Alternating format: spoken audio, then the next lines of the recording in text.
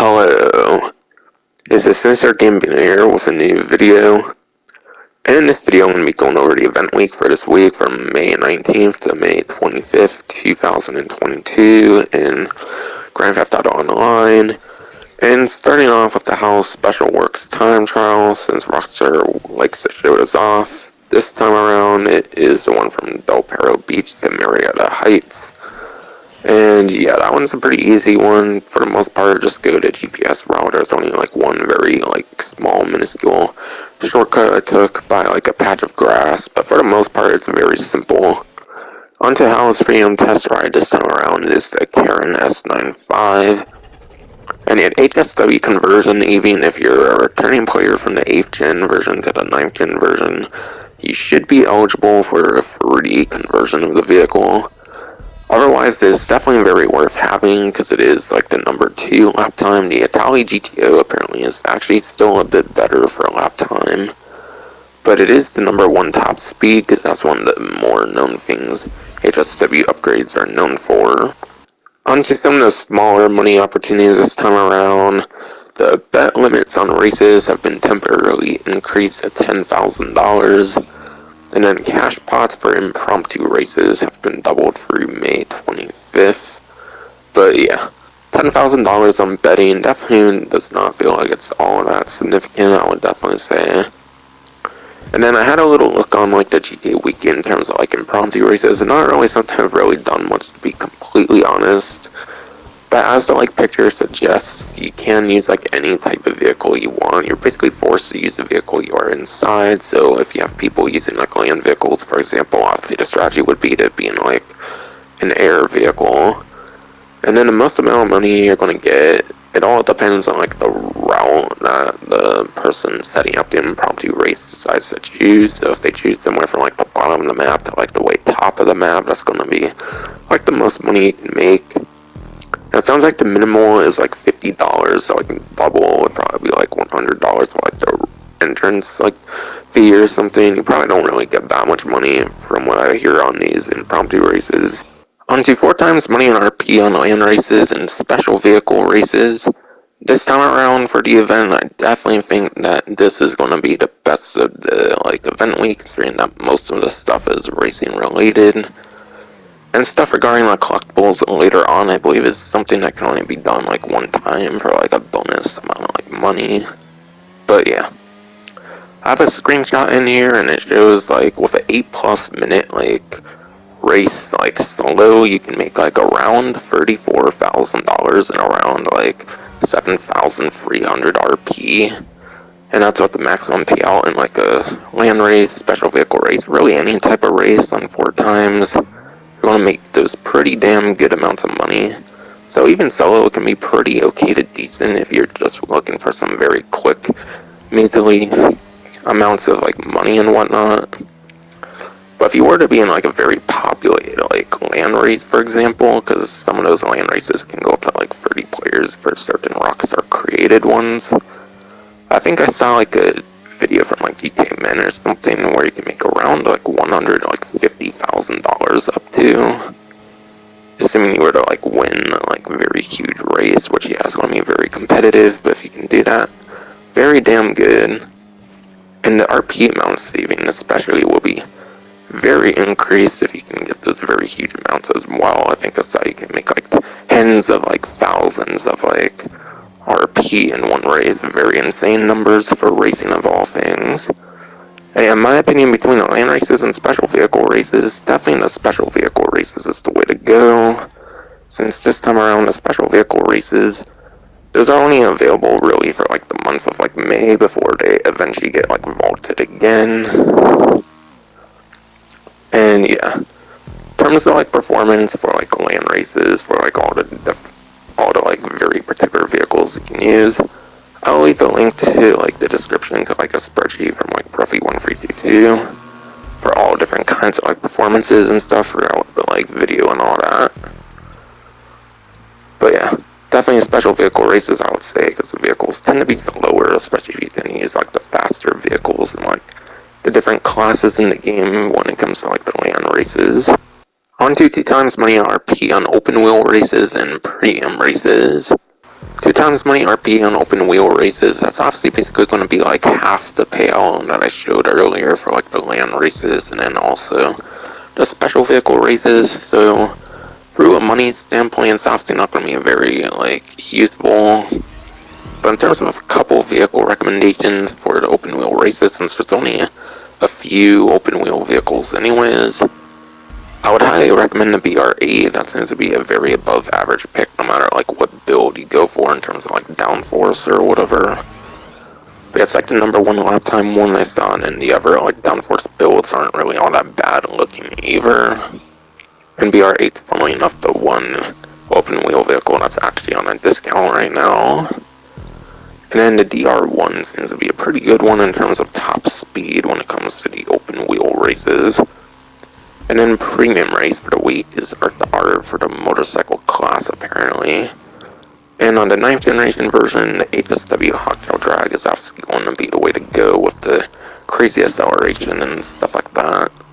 Otherwise, on the like 8th generation, obviously like the regular Hawktail Drag can be good. And yeah, vehicles like the Reaver, maybe like the Shotaro, like Body 801, those could maybe another couple good options on the 8th generation in particular. When it comes to the premium race. And yeah, the cost is half for premium races to participate, so it'll be like $10,000 like entrance fee. And then being double, you should be making like $200,000. So if you were to win, you should be making like $190,000 if you win a premium race. So it can make for some pretty decent money. And as far as I understand, if you win, you have to wait like an hour to be able to participate again or something. So it can be a pretty good way of making money in comparison to some of the other races if you're very good, especially. Onto bonuses on collectibles for the event week. If you were to complete a whole set of playing cards, movie props, getting all of the media sticks, or getting the Perico pistol, you will get a bonus of $200,000. And yeah, for those that already did all of those for the most part, I don't really know if there's much of a way to like do that, unfortunately.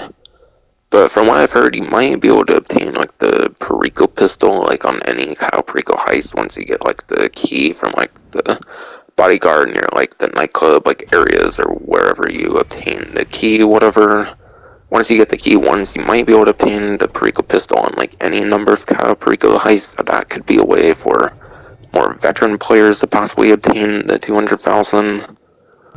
And then for retrieving hidden caches or treasure chests on 3 separate days, you will get an additional $100,000. And yeah, between those two at the like bottom there, I would probably recommend the hidden caches over the treasure chests. In my opinion, you want to complete your scoping out as quick as possible on the Cayo Perico heist. It's not really worth searching for those treasure chests in my opinion. And yeah, the hidden caches, those are like underwater and you can do those in like actual free roam. Whereas the treasure chests, you have to be scoping out on Cayo Perico. So I definitely think the hidden caches are just a lot more convenient in my opinion. Onto the prize ride this time around is the Invetero Coquette Classic. And yeah, I recall this vehicle being a good like few hundred, like $1,000. So you can literally grind this very easily these days with the Cayo Perico heist. So literally it's just like a 1 hour investment. So in my opinion, with the challenge being placing top 3 in the Pursuit race series for 3 days in a row, that really does not make it all that worth getting. Plus, not to mention, you can actually buy like the Criminal Enterprise like starter pack, and that's a way you can actually get the vehicle for free. Something that is actually pretty good about the vehicle though is it did get like added like livery support though. As of like the after hours DLC, so this vehicle didn't initially have liveries, but they did add the ability to put liveries on the vehicle, which is pretty cool. But yeah, the performance though, not really all that good for today's standards for Grand Theft Auto Online though. So I feel it's a pass for sure. Onto the test track vehicles this time around, there is the Impante Beater Dukes, the Bravado Gauntlet Classic, and then the Lampadati Casco. And yeah, in terms of the muscle cars, the Beater Dukes, and then the Gauntlet Classic, I did not see anything all that great in terms of performance for the Beater Dukes or the Gauntlet Classics. Those ones are pretty much just purely for customization, and in the case for the Gauntlet Classic, it can be converted to the Gauntlet Classic Custom, where it will get access to more customizations. And yeah, And by the way, this time around, all the test track vehicles are on some sort of discount. I know the Casco's on 40, but I think the other two might be on like 30%, though it is shown later on in the video. And then the Casco for performance, the best performance I saw for the Casco was like a number 9 for top speed for the Sport Classic class, so it does have performance within the top 10, so I feel it's an okay choice, but still not one I would highly recommend. And fun fact as well with the Casco, apparently it actually shows up with like no roof in like the test track, but if you do actually like take it for like a test ride, it does regain like the roof. And apparently if you try to purchase the like roofless version of the Casco once it gets delivered to your like safe house, it will still have the roof, so unfortunately you cannot obtain like the rare like topless Casco that apparently is in the like test track like before you do the test ride and all that. Onto the podium vehicle this time around is the Dodge JB700W. Being a weaponized vehicle definitely makes it more useful, I would say, than like 90 to 95% of vehicles in the game when it comes to making money and all that. And yeah, for the weaponry, it just basically has like typical machine guns, and then it also has like the choice of silic or spiked mines. And yeah, silic definitely very good for getting vehicles like moved out of the way and all that. But yeah, it's not going to be very helpful per se for making money. It's not as good as like a helicopter in a sense for making money, but obviously again it's weaponized, so it's still more useful than 90-95% of vehicles. On to the rest of the discounts that have yet to be covered for the week. There is 30% off of auto shops. Auto shops are very crucial if you want to be able to take part of like the different robbery contracts in the game. That's definitely a very good property discount there. Projet Emirates 30% off. Still a very good, like, top tier supercar, actually. In some ways, it seems as if it's even a little bit better off than, like, the HSW, like, Devastate 8, even in some cases. So it can still definitely be a pretty competitive supercar, even in, like, the 9th generation version. And it's especially very top tier for 8th gen versions. All of the, like, discounts in, like, the middle section for, like, the discounts, like, section on, like, the what's new section I've already covered those, so I'll probably be skipping those. As for the special vehicles that are on discount, Ramp Buggy and, like, the Phantom Wedge, those are good, like, Raymond vehicles. Especially the Ramp Buggy, that's a very good, like, Raymond vehicle, because that can be, like, customized with, like, engine upgrades and stuff. Whereas the Phantom Wedge cannot. The Phantom Wedge, though, is pretty good, though, for one of the robbery contracts. The last contract, the Phantom Wedge is pretty good on, because you can actually, like, attach, like, the trailer from, like, the last contract of the Phantom Wedge. That's pretty good. And the Blazer Aqua and the Rocket Voltic.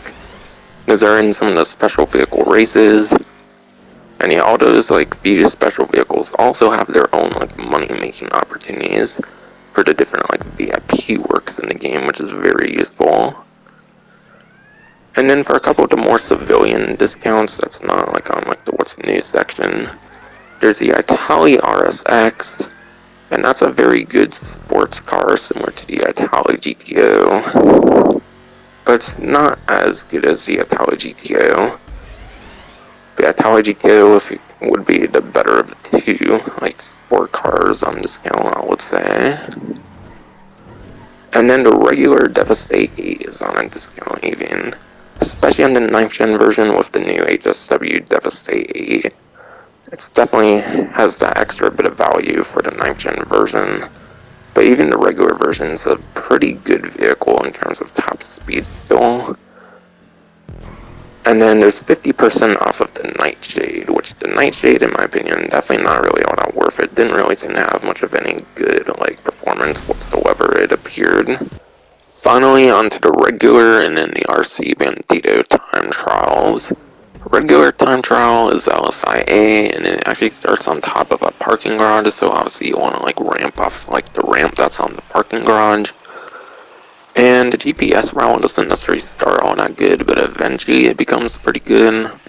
So what I did after, like, going off the ramp, I stayed to, like, the left kind of area by, like, the airport, and then once the GPS route became good, which was about like those like helipads that Michael and Franklin can own in like the story mode, then I just followed like the GPS route.